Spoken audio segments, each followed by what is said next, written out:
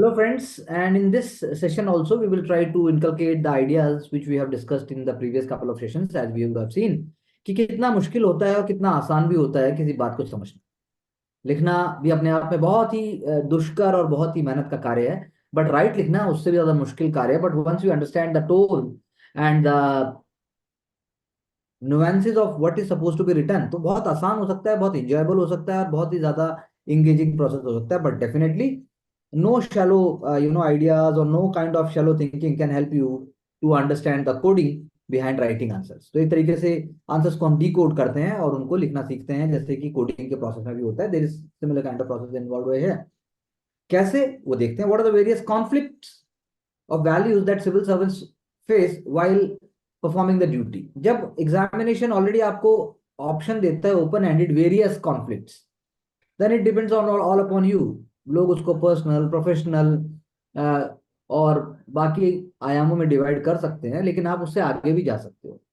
And how can such conflicts be resolve? अब सारे conflict resolve करने की जरूरत नहीं है, आप कर भी नहीं सकते सारे conflict resolve. Certain conflicts are suppose to be sideline, उन कॉन्फ्लिक्ट्स में इंगेज होने की भी जरूरत नहीं होती है।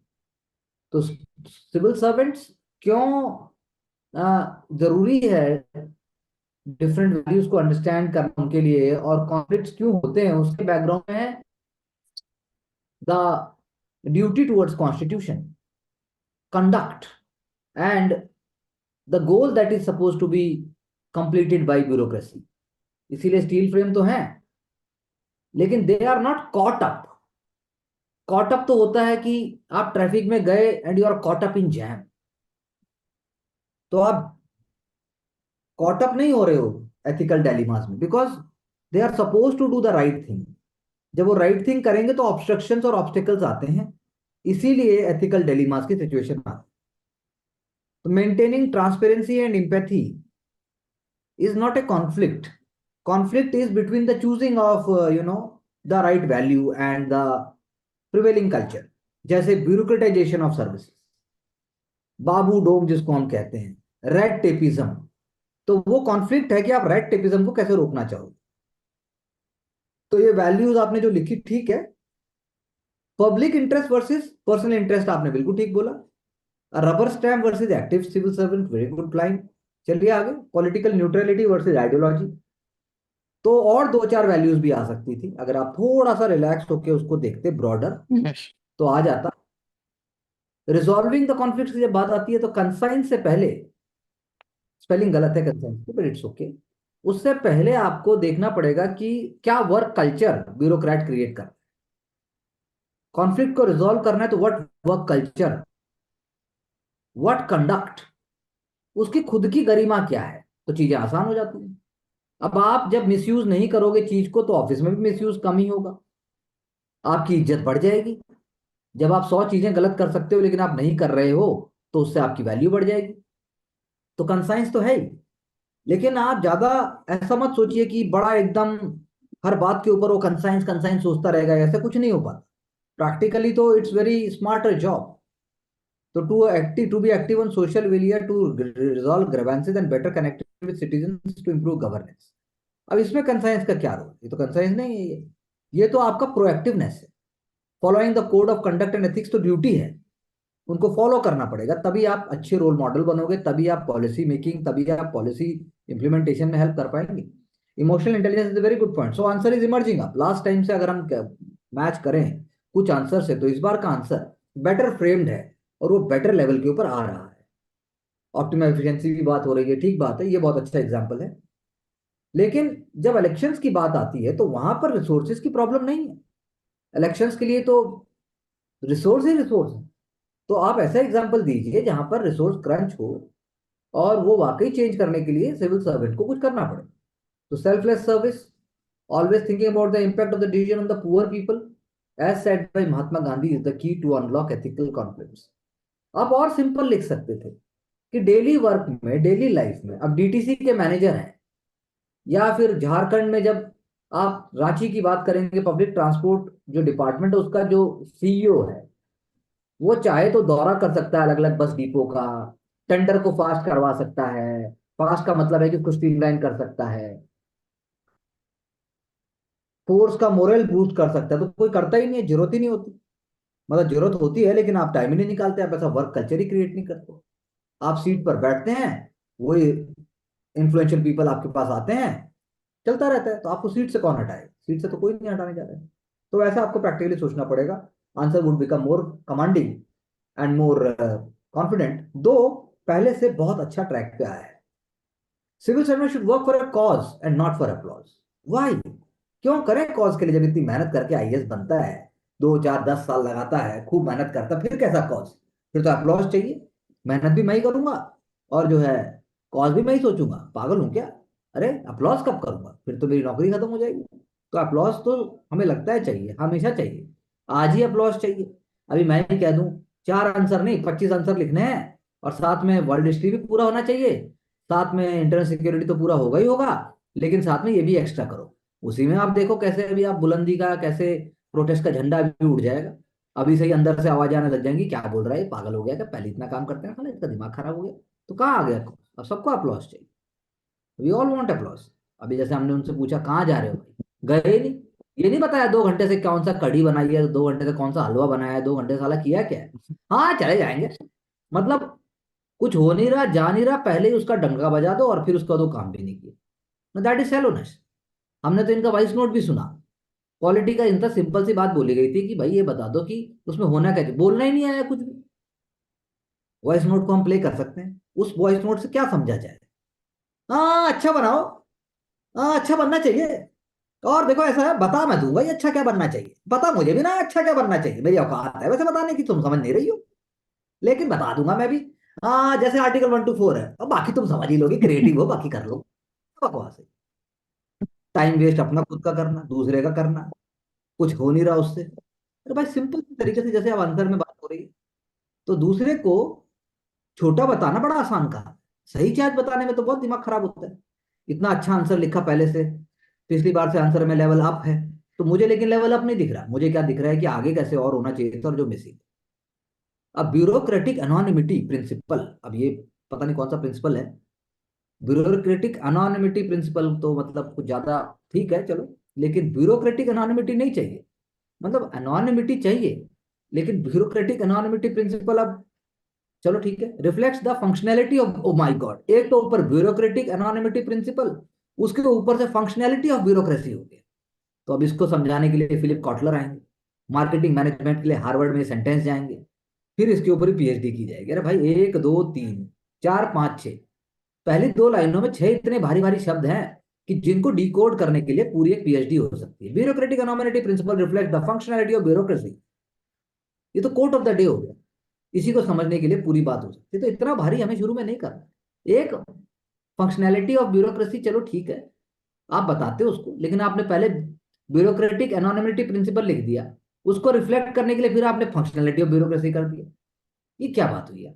यानी एक तो भारी शब्द, ऊपर से उससे भी भारी शब्द, मतलब इतना दिमाग पे जोर, इतना भारी, इतना मतलब जबरदस्त तरीके से सोचना, मतलब तुम लोग गजब हो। मेडागास्कर में भी ऐसी स्पीसीज ना मिलेंगी, क्योंकि मेडागास्कर जैसे कल हमने बात की थी, मेडागास्कर के बगल में मॉरिशस, एम एम के बराबर में है, वही वाली बात है। और उसके बाद फिर उसके उसके ऊपर भी फिर आया एक और शब्द आया, इंट्रिंसिक वैल्यू। मतलब अभी तक कमी ना थी, ब्यूरोक्रेटिक एनोनिमिटी प्रिंसिपल से आदमी, एक गोली लगी, फंक्शनैलिटी ऑफ ब्यूरोक्रेसी दूसरी गोली लगी, उसके बाद value of transparency, honesty and dedication, then the face value. Oh my god, मतलब दिस इज समथिंग, मतलब अमेजिंग। एरिस्टोटल भी बोल रहा होगा साला मैं फेल हो गया, ये क्या लिख दिया ये। मतलब ये गजब, इतना भारी लिखा गया है ये कि मतलब बहुत गजब है ये। मतलब इसको डी कोड करना हड़प्पन स्क्रिप्ट के जैसा है। थोड़ा सिंपल होना चाहिए। ब्यूरोक्रेटिक एनोनिमिटी ऊपर लिखा ही हुआ था, तो हमें क्यों लिखना था यार? अरे सिंपल सी भाषा में कहते कि क्योंकि सबको साथ लेके चलना है। एनोनिमिटी इसलिए क्योंकि पावर है ब्यूरोक्रेसी के हाथ में, तो कोई ये ना कह सके कि आपने इसका भला सोचा और मेरा बुरा सोचा, इस कम्युनिटी को फायदा कर दिया, मेरा नुकसान कर दिया। कि मतलब शर्मा शर्मा को कर रहा है और जो है वर्मा वर्मा को मदद कर रहा है, या मुर्गन मुर्गन को कर रहा है, ये मद्रासी है ये बिहारी है, अरे ये तो औरत है ये तो बिहार है ये हरियाणा है, ऐसे नहीं। इसको बचने के लिए तो अनोनिमिटी है, तो वो लेके आते हैं आप। इट इज क्रिटिकल, चलिए, फॉर अनबायस्ड सर्विस डिलीवरी, अब यहाँ सिंपल है बिल्कुल, meeting the obligations for maximum public welfare, ठीक है। Just and fair nature, and not fair any individual or community, defeating the purpose enshrined as constitutional. बहुत बढ़िया लिखा, ये बहुत अच्छा लिखा, पहला और दूसरा सेंटेंस बहुत अच्छा है। Maintain law and order and effective implementation of schemes and policies in shortest possible time. और शॉर्टेस्ट को आपने अंडरलाइन भी किया, ये भी बहुत बढ़िया है। But the lines of civil servants anonymity have blurred in the age of social media. बहुत बढ़िया। क्यों? Easy spread of misinformation and disinformation. नहीं नहीं, एनोनिमिटी इसलिए ब्लर नहीं हुई।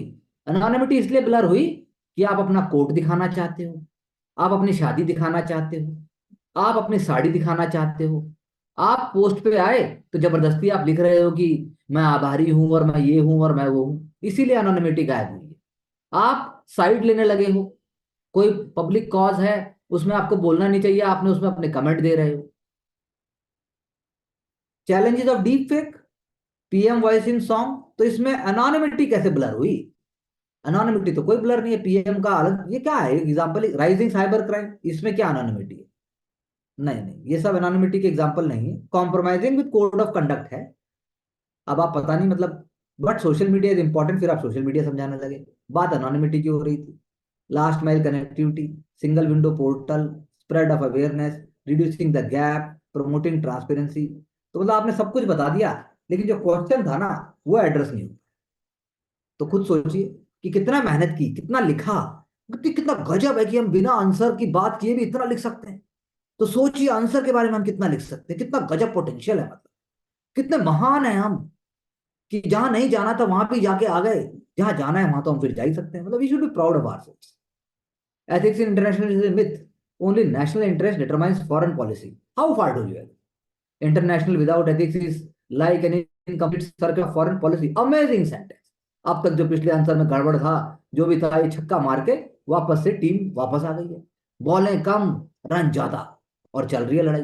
Ethics in IR, respect to sovereignty, India neighbourhood first policy, peace and prosperity, transparency. यानी दिमाग का सर्किट भी इतना कुछ लिख के उसने सोचा पता नहीं क्या क्या लिख लिया मैंने यार।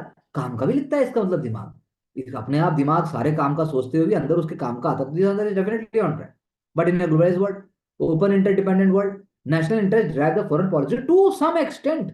बिल्कुल सही बात बोली।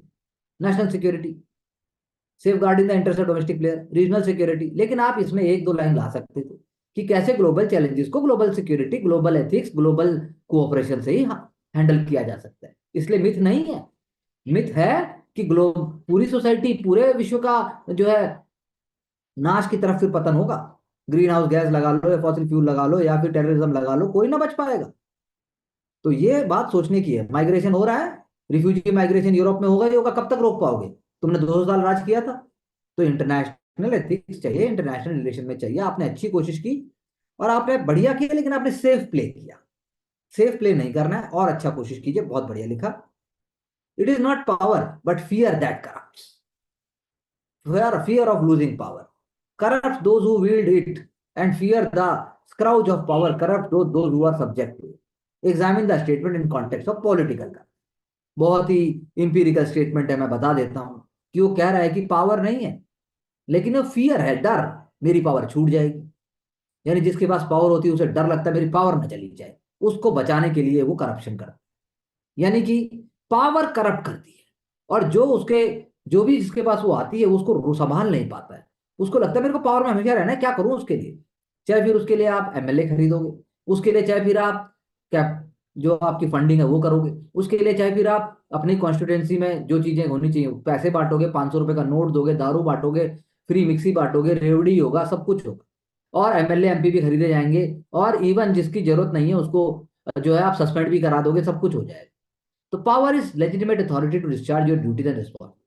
The fear of losing it, enjoyed by few, that is बहुत अच्छी। दोनों लास्ट क्वेश्चन में आपने इंट्रोडक्शन बहुत जबरदस्त दिया है। क्रिमिनलाइजेशन ऑफ पॉलिटिक्स, पॉलिटिशियन का ये आंसर भी बिल्कुल ट्रैक पे चल रहा है।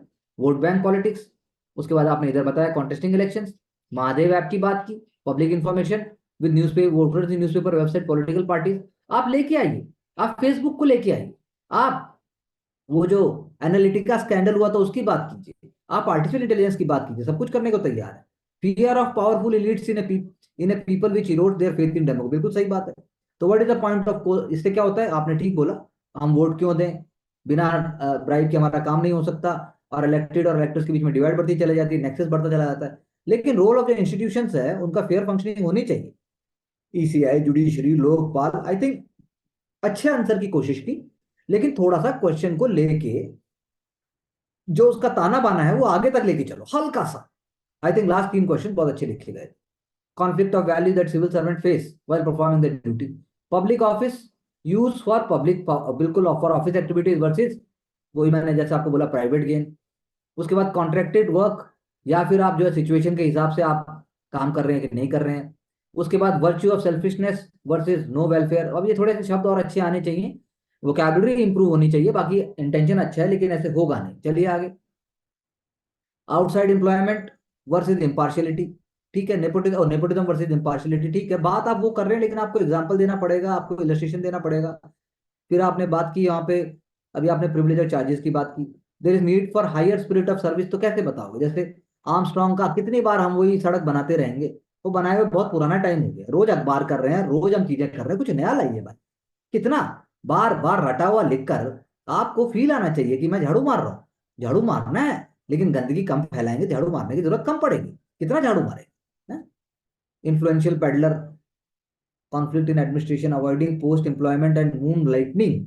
ओ माय गॉड, मून लाइटनिंग नहीं है तो मून लाइटिंग था बेसिकली, वो लाइटनिंग नहीं है। और सेंस ऑफ ग्रेटिट्यूड, मतलब आंसर फैल गया, रायता फैल गया, जमीन पर फैल गया, बिल्ली या कुत्ता आया और उसको चाट ले, आपको नहीं मिलेगा क्योंकि आंसर जो है बता नहीं पाया जो बताना चाहिए। चलिए आगे। सिविल सर्वेंट का क्वेश्चन की जो बात थी कि कॉज क्या है, मतलब कॉज अप्लॉज, और उसके बाद बात हो रही है कि ब्यूरोक्रेटिक इम्पैक्ट, ब्यूरोक्रेटिक एनोनिमिटी को आपको एग्जामिन करना। फंडामेंटल है वैल्यू। क्यों है एनोनिमिटी? भीड़ में खड़े हो, कोई ना जानता आप आईएएस हो। दुकान पे गए, आपने 10 रुपए के चिप्स खरीदे, आपने सिगरेट खरीदी, आपने पानी खरीदा, कोई नहीं पूछ रहा आप। लेकिन यूट्यूब पे वीडियो कैसे आते हैं, आईएएस निकल रहा है एयरपोर्ट से, हाथ में उसके जो है एक पानी की बोतल है और नीचे लिखा जा रहा है सिंघम सिंघम सिंघम सिंघम। ये एनोनिमिटी नहीं होती। एनोनिमिटी फिर भी रहेगी लेकिन वो गवारपना है, उसकी जरूरत नहीं थी वहां पर। या फिर आप जो है सर्विस में हो, आप पर मूवी बन गई तो आप हर जगह मुंह उठा के पहुंच गए, कहाँ की एनोनिमिटी रह गई फिर? अरे इससे अच्छा एक्टर भैया बन लो आप, कौन रोक रहा है? आप हर जगह पहुंच गए, काम का तो जिंदगी में कुछ हुआ नहीं, बस कैसे हमने पेपर दिया था 12वीं फेल होकर वो बना दिया आपने। अरे 12वीं फेल होकर पेपर दिया था अच्छी बात है, लेकिन आप मैसेज क्या दे रहे हैं? आप मोटिवेट करिए, वो बात है, लेकिन आपको बताना पड़ेगा कि what is the role, change क्या आ रहा है ग्राउंड लेवल पर। बहुत मुश्किल चीज है ना, बहुत मेहनत लगती है उसमें। तो इमोशनल क्वेश्चन स्ट्रांग होना चाहिए, बिल्कुल सही बात है। बैलेंस होना चाहिए पर्सनल प्रोफेशनल के बीच में, ठीक बात है। लीडरशिप क्वालिटी होनी चाहिए, 24x7 वर्क होना चाहिए। और mass leader, be a mass leader, no no no, civil servant is not suppose to be mass leader, not an academician in service for improvement. नहीं नहीं नहीं, मास लीडर नहीं चाहिए। मास लीडर फिर नेताजी क्या करेंगे? आप मास लीडर बन जाओगे? आपको मास वर्कर होना है, आपको काम करना है बस। अभी जैसे पीएमओ में है एक, पीएमओ में एक सीनियर आईएएस ऑफिसर है, उनका छोटा भाई रेंजर था उत्तराखंड में। जब कल परसों गाड़ी को टेस्ट कर रहे थे, गाड़ी ईवी गाड़ी थी, पोचर से बचाने के लिए वो बिना आवाज करने वाली ईवी की गाड़ी थी, लेकिन कुछ माल फंक्शनिंग हुई, गाड़ी का पहिया फटा, टायर बर्स्ट हुआ, वो पेड़ से टकराई, दोनों रेंजर नहीं रहे। तो ऐसा भी होता है। तो अब उन्होंने क्या कर लिया, he was an IAS officer, ranger हैं, अपनी जॉब पे थे, अपनी ड्यूटी पे थे, और एक और वाइल्ड लाइफ वार्डन, वो तो उसमें नदी में ही गिर गया, कुछ हुआ अभी तक उनका पता भी नहीं है। जो पुलिस एडमिनिस्ट्रेशन है उसको चाहिए जल्दी करे और लोकल एडमिनिस्ट्रेशन को कुछ करे। तो लोकल एडमिनिस्ट्रेशन ने ऑलरेडी तो कुछ नहीं किया, या मतलब आप जब पढ़ते हैं कि नैनीताल से कार आ रही थी, खाई में गिर गई, नैनीताल से ये हो गया, या कहीं पर कोई एक्सीडेंट हो गया, तो मतलब ये रोजमर्रा की चीज है। आपने क्या इनोवेट करके आइडिया बताया इसको रोकने की? धुंध हर बार आएगी, लू हर बार आएगी, अरे आपने क्या किया? आपने क्या किया? ये आपको यहां पर बताना पड़ेगा कि मैं ऐसा होता तो शायद मैं ऐसा कर। एक लाइन बताने से ही आपके 2 नंबर बढ़ सकते हैं। तो self promotion through social media नहीं चाहिए, तो अच्छा आंसर है, लेकिन इतने जबरदस्त नहीं हो पा रहे हैं जो चाहिए। चलिए आगे चलते हैं।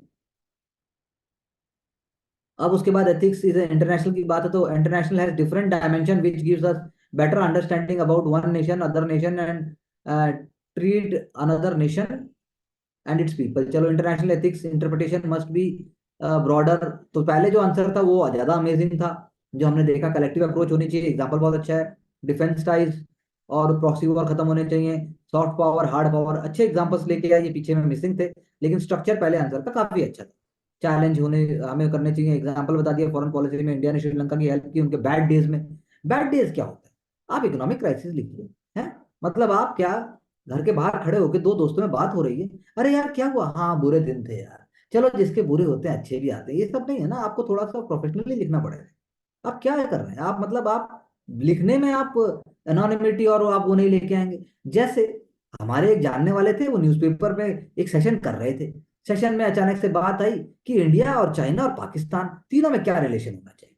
अब जो हमारे सज्जन थे उन्होंने कहा होना ये चाहिए कि हम कैसे पाकिस्तान और चाइना के अलायंस को तोड़ दें, उसको डैमेज कर दें, उसको खत्म कर दें। अरे कैसे, कौन सी भाषा है, खत्म कैसे कर सकते हो आप उसको, नहीं होगा खत्म कभी।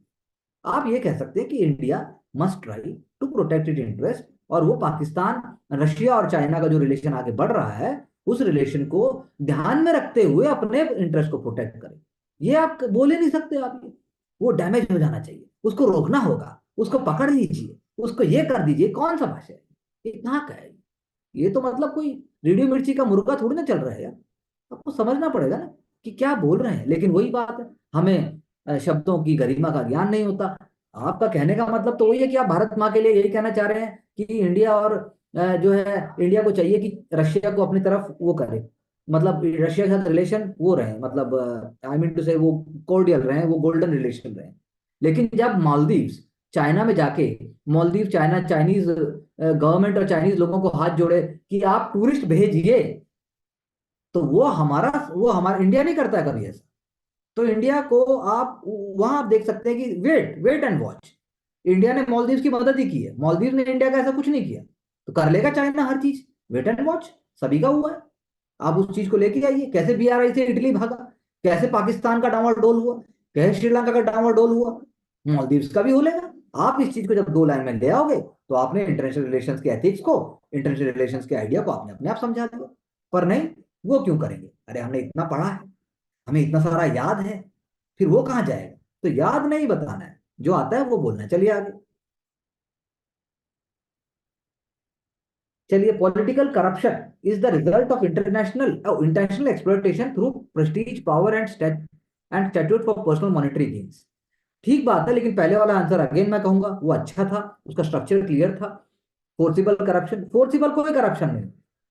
फोर्सिबल करप्शन क्या होता है, मतलब कि use of power and other party also indulge in that due to fear of, नहीं नहीं नहीं, corruption is corruption, no it is not, never, you can not ever, you can not ever justify corruption. Emotional question की बात पहले भी हुई थी, लेकिन जैसा मैंने कहा, politicisation of crime on criminalization of politics, and after that different kind of elements which we do to remain into power, disobeying constitution। जैसे मैंने कल आपसे क्वेश्चन पूछा था कि सुप्रीम कोर्ट ने जो बिल्किस बानो केस के अंदर उन्होंने बोला तो क्या हुआ, तो किसी ने बोला ये हुआ वो हुआ। अरे भाई, पॉलिसी कोर्स करेक्शन बताया सुप्रीम कोर्ट कि क्या पॉलिसी थी और उसको कैसे आपको वहीं रखना था, बस इतना लाइन बोलना था, लेकिन हमें किसी ने बोला नहीं। चलिए आगे। सिंपल लाइए, स्ट्रक्चर लाइए, ठीक बात कीजिए। अब यहाँ पर adversity question plays an important role, बिल्कुल ठीक बात है, इंटीग्रिटी एप्टीट्यूड तो आंसर अच्छा है, लेकिन आटे की तरह जब आप बहुत सारा मिक्स कर दोगे तो किसी चीज का स्वाद नहीं आएगा। जैसे कहते हैं ना, बाजार में मिलता है, भैया एक मिक्स पराठा खिला दो, अरे मिक्स पराठा, वो पता नहीं उसके अंदर क्या क्या है, लेकिन अगर आलू का खाओगे तो आलू का स्वाद आएगा, पनीर का खाओगे तो पनीर का स्वाद आएगा। तो we have to understand the demand of the question. चलिए आगे। नैतिक सिद्धांत सभी के लिए अलग अलग हो सकते हैं, जो कि एक सिविल सेवक द्वारा किए गए कार्य में प्रदर्शित होते हैं। नैतिक सिद्धांत सभी के लिए अलग हो सकते हैं, किंतु कुछ सिद्धांत मूलभूत रूप से नैतिक है, उसके नीचे कोई नैतिकता नहीं होती, नैतिकता है। अब माँ किसी भी कारण से अपने बच्चे का अहित करे, वो नैतिकता के दायरे में नहीं आ सकता, अगर मान लो ऐसा है तो, या पिता है वो भी नहीं आ सकता। तो निस्वार्थता, जवाबदेही, पक्षपात मुक्त होकर अपने कार्य को करना, भ्रष्टाचार, ट्रांसफर का दबाव, कौन सा माफिया, पता नहीं कौन सा माफिया तो है। सैंड हैं? सैंड माफिया से।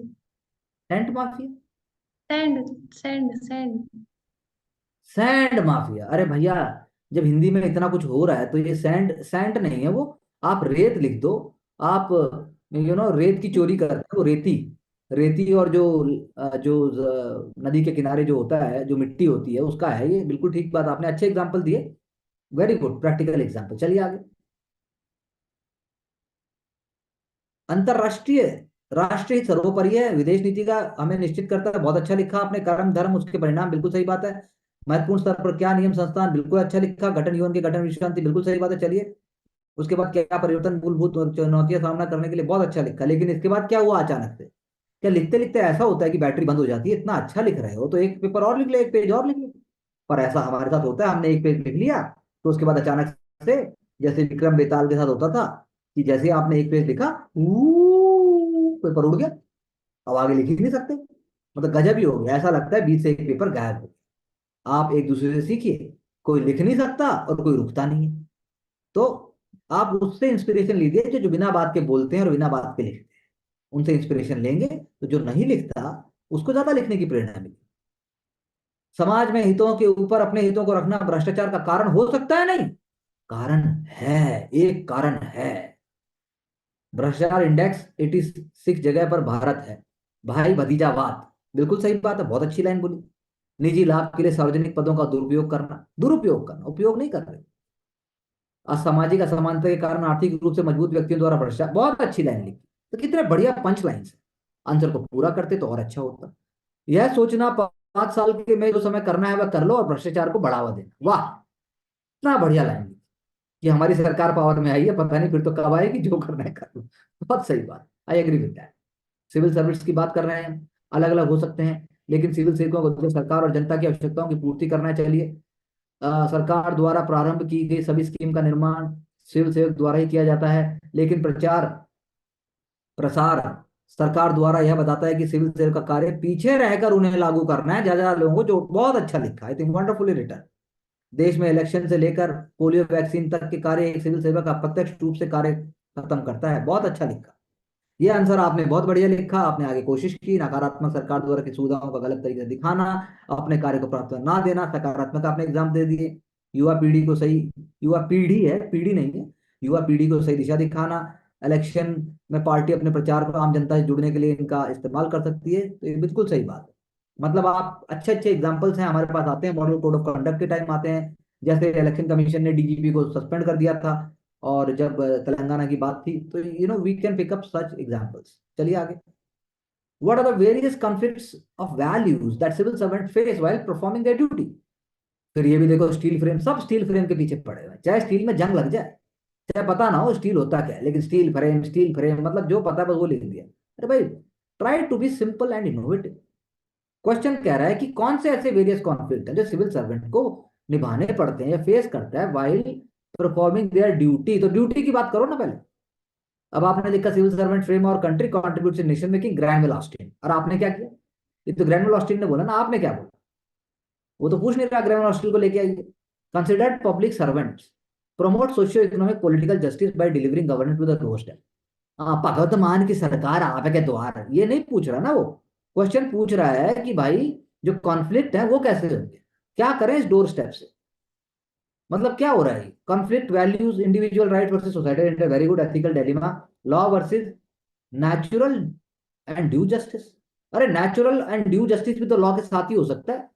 Law versus breaking of law हो सकता है। Environment versus development, ethical conflict बिल्कुल आ सकता है। ट्रेडिशन वर्सेस मॉडर्निटी, ठीक है, कुछ एलिमेंट आए लेकिन ज्यादा नहीं। एक पब्लिक सिविल सर्वेंट के आपने वैल्यू क्या बताया? Strong emotional intelligence, belief in social, believe क्या करेगा सोशल जस्टिस में? उसको प्रैक्टिस करना पड़ेगा, कॉन्स्टिट्यूशनल एबिलिटी में उसको काम करना पड़ेगा। ये तो आप एहसान दिखा रहे हैं कि भाई आपके पास ऑप्शन ऑप्शन नहीं है। दीज शुड बी इनग्रेन्ड, ये खाल के अंदर होने चाहिए। उसके बाद आता है दिल्ली में। Rajasthan Alwar railway station manager, despite challenges successfully stopped water mafia under operation नीर। तो दिल्ली में क्या है, इसमें कॉन्फ्लिक्ट क्या हुआ? धीर Dhar region MP BDO Shri Aniket Mahadeva sand mafia के सामने झुका नहीं, स्ट्रॉन्ग एथिकल कंडक्ट। चलो एक एग्जांपल आए, चल पड़ा, लेकिन ऊपर वाला भी वही है। वो नंबर 1 नंबर 2 दोनों सेम ही बात बता रहे हैं। सिविल सर्वेंट का तीसरा आपने तो बताया, लेकिन बात मतलब आगे तक और पहुंच सकती है बिना कचर पचर किए, थोड़ा कोशिश कीजिए, अच्छा और हो सकता है। तो work for cause not applause, anonymity की बात करनी है। Principle of bureaucratic anonymity dilute हुआ है कि नहीं हुआ सोशल मीडिया में, वो जो पहले आंसर में अच्छे से बताया गया था, यहां हमें देखना है। तो bureaucratic anonymity is a constitutional privilege. Bureaucratic anonymity is a constitutional privilege, आप ले लो ऐसी प्रिविलेज। ब्याह आपका हो रहा है और गधे भी किसी और को बिठा दे, ये कैसी एनोनिमिटी है? Anonymity is not a privilege, it is a duty, it is not a privilege. Anonymity अगर आप रहते हैं तो आप ज्यादा अच्छे से फंक्शन कर सकते हैं। तो प्रिविलेज बाद में आएगी, पहले ड्यूटी है, ये पहले रिस्पॉन्सिबिलिटी है। प्रिविलेज जब है जब आप अपना काम कर पाते हो। बिल्कुल सही बात है, मॉडर्न एडमिनिस्ट्रेटिव एप्रेंटिस की बात आपकी बिल्कुल सही है। अनॉर्मलिटी फंडामेंटल वैल्यू कैसे है? एडमिनिस्ट्रेटिव इम्यूनिटी बहुत अच्छी लाइन है ये। Not subject to people's direct activism unlike political representative, this is wonderfully written. Aims to secure their work profile and constitutional obligation, बिल्कुल सही बात है, ये अच्छा तरीका है। Helps in better policy and, पर यही बात है, देखो ऊपर वाली लाइन एम्स से देखिए कहां से शुरू हुई। एम्स के बाद constitutional obligation with in comma हो गया, उसके बाद नीचे वाले में दो ये बिंदु आ गए, दो बिंदु के बाद ब्रैकेट स्टार्ट हुआ, ब्रैकेट के बाद आधा ब्रैकेट चला, फिर आधा इधर चला, इधर वाला पेज, यानी धीरे धीरे एग्जामिनर जो है ऐसे ऐसे ऐसे और करते करते करते वो कमरे के कोने तक चला जाए। तो आप स्ट्रेट रखिए एकदम, इधर क्यों लिखना है, इधर ही लिखिए, थोड़ा सा इधर करिए उसको। To some extent I believe bureaucratic anonymity has been diluted in the age of social media. आपने यूट्यूबर आईएएस आईपीएस बता दिए, शोइंग ऑफ वर्क बता दिया, पॉलिटिकल स्टेटमेंट बता दी, लेकिन सिल्वर लाइनिंग है, जैसे DCP MS Randhawa, Delhi police PRO, बिल्कुल सही बात है। Ankit Anita Gehlot, Rajasthan KVS teacher using YouTube extra class, Jabalpur special magistrate, मतलब पूरे भारत को आप ले आते हैं, ये बहुत बढ़िया बात है। अच्छा है, बस इससे ज्यादा नहीं चाहिए।